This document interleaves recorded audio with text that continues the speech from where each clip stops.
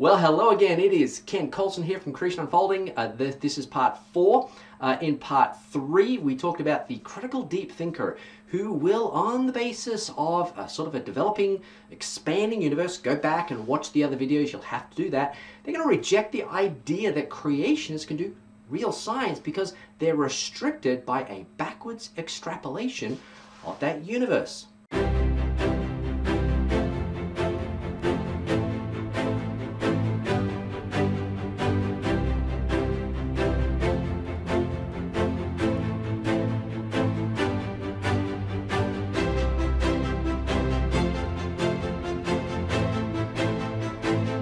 Modern astronomers can use science to predict where entire galaxies will be in 10 million years, and they can use the same science to predict where these galaxies were 10 million years ago. Creationist astronomers, however, are limited, so says the critic, by the miracle of creation that occurred 6,000 years ago, and so they have their scientific hands tied, so to speak, when trying to describe the historical development of our universe. But I don't think it has to be this way. Let's go back and consider Jesus' fish again. These fish were not unique. They were based on a pre-existing design. That was the 2 fish that was originally brought to Jesus. So Jesus supernaturally created these fish, which were imbued with the very same time-dependent developmental history that characterized their natural counterparts. And the same was true for Adam's developmental history. Think about it. God could have created Adam as a teenager, a young boy, or even a baby. The reason we automatically assume that possibility is because we know that the creation of fully mature organisms was not God's providential intention. God designed humans, for example, to go through natural processes of maturation, starting life as a zygote, then developing into a fetus, progressing through various stages of infancy, childhood, prepubescence, pubescence, before becoming a mature adult. Yet where, or when I should say, was this developmental design conceived? It certainly was not after God created Adam. This wasn't an afterthought. Surely God had designed all of the different phases of human development before a single biological cell had sprung into existence. In other words, the entire life cycle of humans, from conception to death, was not only built into our genetic makeup, it was also designed by God in eternity past before Adam was even created. That God uses pre-existing designs, it's quite explicit in Scripture. Consider the man-made tabernacle that was patterned on a pre-existing archetype in heaven. The writer to the Hebrews says, "Thus it was necessary for the copies of the heavenly things to be purified with these rites, but the heavenly things themselves with better sacrifices than these." Clearly, some kind of spiritual tabernacle existed in heaven before the earthly tabernacle upon which it was patterned was ever even built. And these verses really reveal a fundamental divine methodology that could easily correspond to all objects of God's creation. God uses patterns much like humans do when constructing things.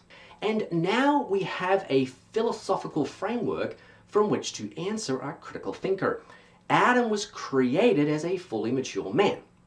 But if a normal, natural developmental history for a mature Adam can be extrapolated backwards into the very mind of God, as surely it must be, then why can't a normal, natural developmental history for a mature universe likewise be extrapolated backwards into the mind of God? Remember, both were brought into our historical context fully mature, but that doesn't exclude the existence of a developmental plan upon which both of these mature objects were based. Extrapolating Adam's developmental history backwards is, of course, not necessary because we experience human development on a regular basis. We see it all the time. But no one has ever experienced developing universes. So how do we know what an immature or a baby universe looked like? Well, modern scientists, they seem to think that they have found that answer out in Big Bang models of cosmological evolution. But there are a multitude of problems associated with Big Bang Theory, as there are with any and all cosmological models. And the reason, of course, stems from a lack of experience with evolving planets, stars, and galaxies that scientists cannot even see or detect. About 96% of the known universe only compounds the problem. Extrapolating cosmological rates of change backwards into the distant past will therefore be fraught with difficulties regardless of one's religious or scientific presuppositions. In reality, no one will ever describe an immature universe with certainty. But that shouldn't stop a Christian astrophysicist from trying.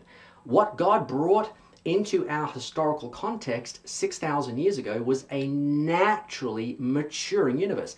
And this is important. Our universe is developing without the aid of supernaturalism. Our budding scientist should therefore be able to apply science to the universe for the purpose of extrapolating that development both forwards and backwards. Now, this backwards extrapolation would be a bit like sort of counting lags in the bones of Jesus' supernaturally created fish. You see, lags or lines of arrested growth appear in bones much like rings do in trees. Although these prior stages of development were not true of the supernaturally created fish, they can nevertheless be used to study the development of the two fish from which they came.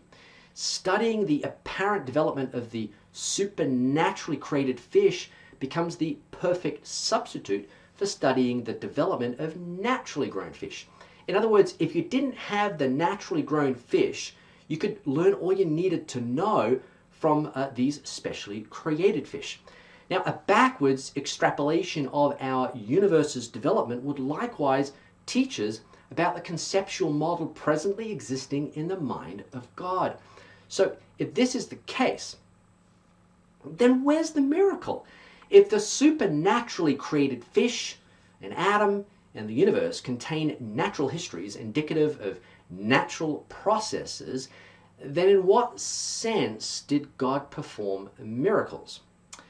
Well, the miracle, as I stated in the first two videos, is not in the objects. It is in the act of bringing those objects into our historical context. The miracle of creation is that God took those things which were unseen, as it says in Hebrews 11:3, and He spoke them into our existence. Now, this took literally 6 days, and it all occurred 6,000 years ago. And as such, this supernatural act, it cannot be scientifically investigated. It can only be believed. Now, on the other hand, the universe as a developing entity can be scientifically investigated since it is a natural object, as was Adam, Jesus' fish, the bread, and the wine. And it is here, in this dichotomy of a miracle on the one hand and yet a completely natural universe on the other, where faith and science really meet and make sense. Our intrepid astrophysicist can, therefore, study the development of the universe. But he must always understand that the bringing of this mature universe into our existence occurred over a period of just 6 literal days. This act must be believed, not scientifically evaluated.